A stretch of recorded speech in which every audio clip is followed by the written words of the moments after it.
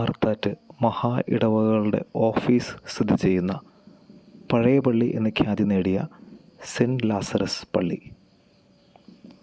കുന്നംകുളത്തെ കുരിശാകൃതിയിലുള്ള അങ്ങാടിയുടെ പടിഞ്ഞാറ് വശത്ത് നിൽക്കുന്ന പള്ളിയാണ് സെൻറ്റ് ലാസറസ് എന്ന പഴയ പള്ളി.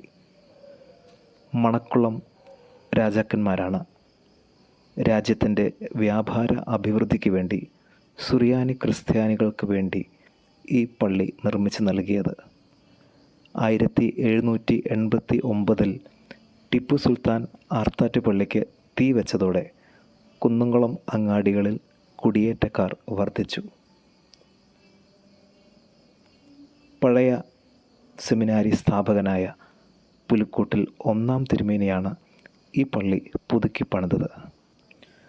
1875 പത്രോസ് തൃതീയൻ പാത്രിയർക്കീസ്, 1909 അബ്ദുള്ള പാത്രിയർക്കീസ്, 1912 വന്ന അബ്ദേദ് മശിഹ പാത്രിയർക്കീസ് എന്നിവർ സന്ദർശിച്ചിട്ടുള്ള പള്ളിയാണ് കുന്നംകുളത്തെ പഴയ പള്ളി. പുലിക്കോട്ടിൽ 1-ാം തിരുമേനി ഇട്ടുപറമ്പനായി താമസിച്ച പള്ളിയാണ് ഈ പള്ളി. 6 മർത്തോമ കത്തോലിക്ക സഭയിലേക്ക് പോയി തിരിച്ചു വന്നപ്പോൾ 1806 ആർത്താറ്റ് പടിയോല എഴുതി ഉണ്ടാക്കിയത് ഈ പള്ളിയിൽ വെച്ചാണ്. ആദ്യത്തെ അച്ചടിച്ച മലയാളം ബൈബിൾ വിവർത്തനം നടന്നത് ഈ പഴയ പള്ളിയുടെ ഓഫീസിൽ വെച്ചാണ്. കോട്ടയം പഴയ സെമിനാരിയുടെ രൂപകൽപ്പനയും പ്ലാനും നടത്തിയതും ഈ പള്ളിയിൽ വെച്ചായിരുന്നു.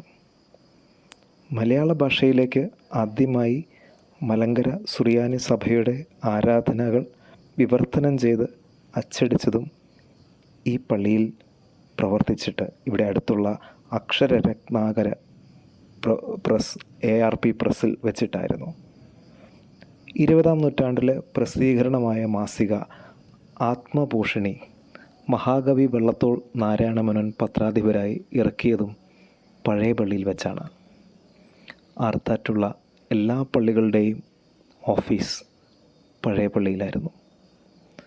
1922 വട്ടശ്ശേരി മാർ ഗീവർഗീസ് മാർ ദിവന്നാസ്യോസ് മലങ്കര മെത്രാപ്പോലിത്തയ്ക്ക് 100 പവനുള്ള ഇരട്ടപ്പത്തിയുള്ള രത്നങ്ങൾ പതിച്ച അംശവടി കുന്നംകുളത്തുകാർ നൽകിയത് ഈ പള്ളിയിൽ വെച്ചിട്ടായിരുന്നു. ഇന്നും മലങ്കര മെത്രാപ്പൊലീത്തായുടെ സ്ഥാനചിഹ്നങ്ങളിൽ 100 പവനുള്ള ഈ അംശവടി സൂക്ഷിച്ചു വെച്ചിട്ടുണ്ട്.